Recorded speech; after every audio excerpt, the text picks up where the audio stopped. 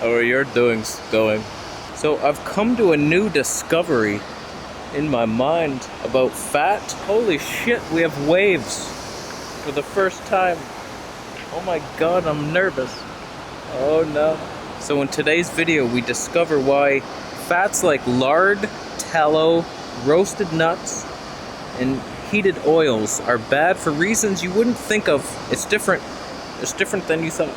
He's walking somewhere.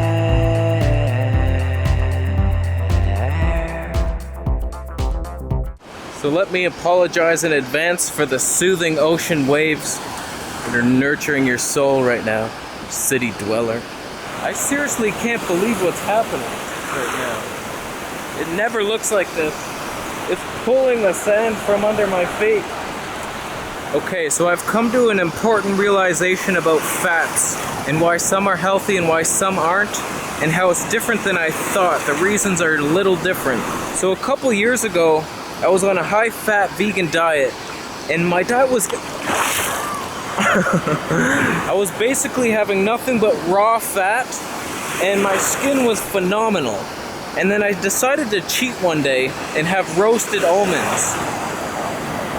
They were so delicious, but my skin started breaking out, and I came to the conclusion that heated fats were toxic and unhealthy, and I avoided them forever.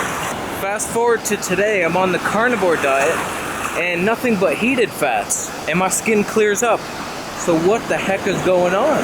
I'll tell you what's going on. Life likes to have fun with you, and throw you little unsolved mysteries for you to solve mysteriously. Here's my conclusion.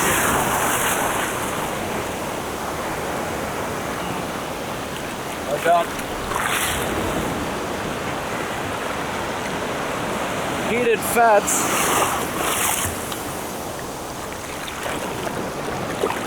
Heated fats. Heated fats are not only safe, but they're beneficial. They're beneficial, but only when... Jesus Christ. Oh, that ruined the lens. Oh no. I think I'm gonna finish this video at home.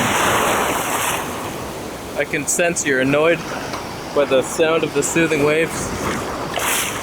We'll see you soon. Jesus, monkeys of Nebraska. That was getting hard. I couldn't concentrate. The waves pounding my soul. So here's the deal with fat. Fat is delicious. Fat is healthy. Fat is a slow-burning magic fuel that keeps you satiated, gives you a happy mood, makes everything like Christmas every day in your mouth, in your stomach, and your gonadal region. In my opinion, raw fats are the healthiest, but they're not always a viable option. Like raw sheep brain. Is that a good thing? I don't really know. I just do not do well with raw meat. I've tried it several times. I tried that raw ground beef, and it was just sitting in my stomach like a brick. And I didn't feel good on it, and I was like, why am I doing this? It tastes worse. I feel worse. Crickets are looking at me, laughing, while they have sex with each other. The raw fats make more sense in the plant kingdom, like a raw avocado. I used to fry my avocados. What the hell was I thinking? But raw fats are perfect in their natural state, and they're healthy like that. When I was on that high-fat vegan diet, my skin was flawless, even better than it is now. And I was a raw foodist back then. I only started adding in like steamed broccoli a little bit to my salads towards the end, but all my fats were raw. Olives were raw, I think. Maybe not. But my avocados were raw, and I always bought raw nuts and soaked them overnight, blended, fermented. It's like all living fats, and they were very healing. And then Egggate came into my life, and I started craving eggs, and I was like, why? Why is this happening to me? I don't want to do it. I will do it. I don't want to do it, but don't test me, eggs. And so I looked for ways to avoid it. I bought that black sulfur salt to get the taste of eggs. And it's like, do I just want the taste, or is there something in the egg that I need in my life? At that time, I believed that cooked fats were terrible and raw fats were good. So I didn't want to eat the eggs because I wasn't going to eat them raw. I wanted scrambled eggs and coconut oil with sea salt on there. And I wasn't willing to do it. But then I thought, okay, if you just want something more delicious, because I was getting sick of the meals, just big salads, and some of the nut yogurts, the hemp yogurt was disgusting, and the pumpkin seed yogurt turned into this weird, tasty, sulfury thing that was terrible. And I was getting really sick of my meals after a while. I was like, this is terrible. So I went to the grocery store one day and I saw the roasted nut aisle. And I was like, I could stay vegan if I could just have some roasted nuts. I tasted one and I was like, oh my God, you gotta be kidding me. That's the best tasting thing I've had in the last 6 months. I was like, salted roasted nuts? Are you serious? So I bought some roasted almonds and some roasted pumpkin seeds, took them home, started eating them as snacks. I was like, I could be vegan if I could do this. Right on. But after like 3 days, I started getting zits again. I was like, you shit. Why? No. This was so fun. Let me eat the roasted nuts. I need them. So I removed them. Acne went away. I was like, heated fats. There it is. That's why. But I came to a new conclusion. Here's my theory, because I'm on this carnivore diet, 100% heated fats now, and my skin clears up. So I'm like, okay, it can't be the heated fats. What was it about the nuts, the roasted nuts, that gave me acne? I also found the same conclusion in beef tallow. Let's discover the universe together, my friend. In my opinion, and I'm just theorizing here, but I'm onto something. The roasted nuts weren't bad because they were heated. It's because they were heated like 3 months ago. When you heat a fat, it just becomes rancid so quickly. Like within a couple days, you kill off whatever antioxidants were there protecting the nut, and it just rancidifies, just like oil. You keep oil on the shelf, rancid. Any oil you see on the shelf, rancid. Did I say that twice? For no reason? In my opinion, if you take raw almonds and you roast them yourself and eat them that night, there's a 40% chance you're gonna be just fine. I think it's better to eat them raw, but there are some arguments where roasting like deactivates some of that phytic acid bullshit and just pre-digest it a bit. So there's an argument to say heated fats are healthier and easier to digest. It's possible. But you get a nut butter, roasted almonds in the store, they've been sitting for months, they're rancid. So if you're sensitive, you're gonna notice symptoms coming up. Some people don't, they can eat anything. McDonald's deep fried hamburger meat with pony meat on the side and they don't even get a zit. God bless those people. But for some of us freaks, who if we're off our game by 1%, just whirlwinds of disaster swarm us. So we have to be on point with our practice here. Also with the roasted nuts in the store, I do believe they're just mold central, like a apartment for mold colonies. And they can just destruct your life. It's terrible. Like they're either I broke out because the fats were rancid or it was just full of mold. So either one, not good. Now the same thing happens to me with coconut oil and now beef tallow. It just clogs my pores up. It doesn't feel good in my liver. I get the liver zits between the eyebrows. So I know my liver is struggling with that rancid fat. Beef tallow, I mean, that is rendered down and then stored for months. It's rancid within like 3 days. That's why if you're like saving your bacon grease to cook in, you're frickin' woodsman of the elf kingdom. Town of stupid town. Mayor of dumbness.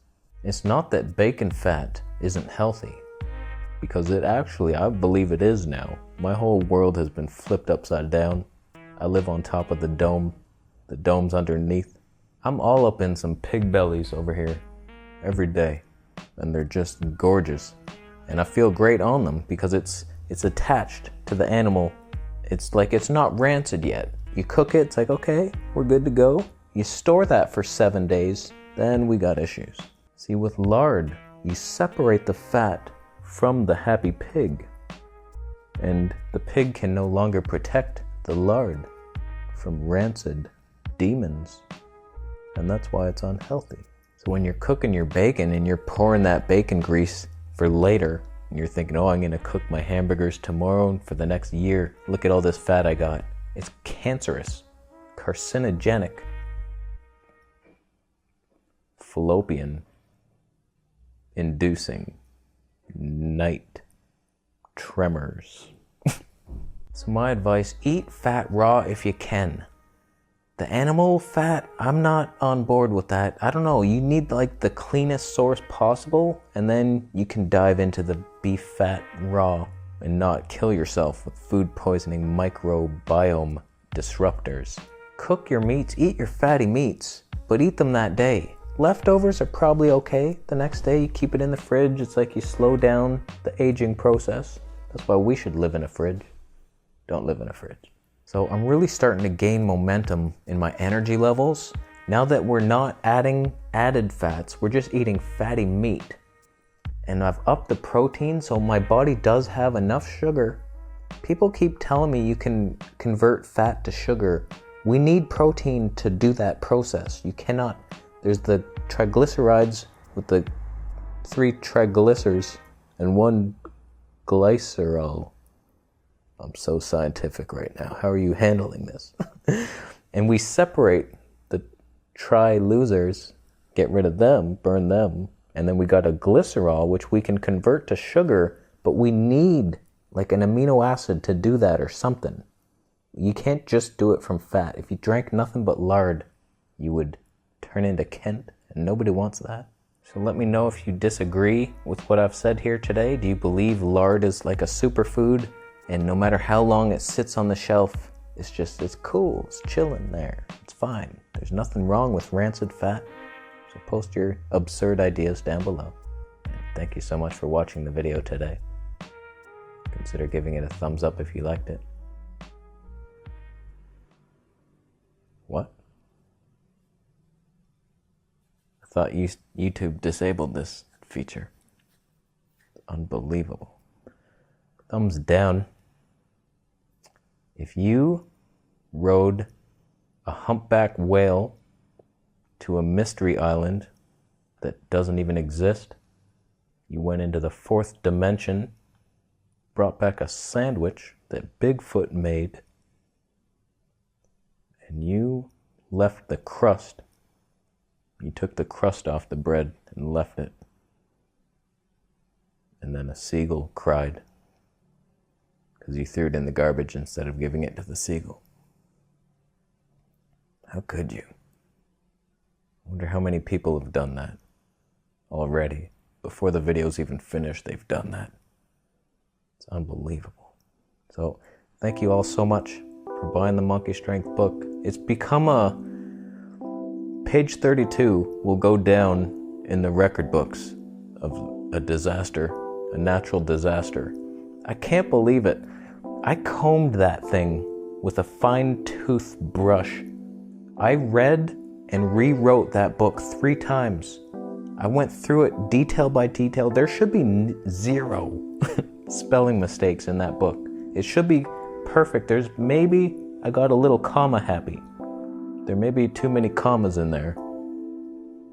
Like 15 every sentence, but other than that, it should be perfect. And then somebody points out to me on page 32, the most important factor, the actual exercise routine, has push-ups twice instead of pull-ups on the last day. And I'm like, how? How did I do that? Why? Why am I that dumb? So I had to change the book, email like 50 people, oh, here's the new book. Like, what an idiot.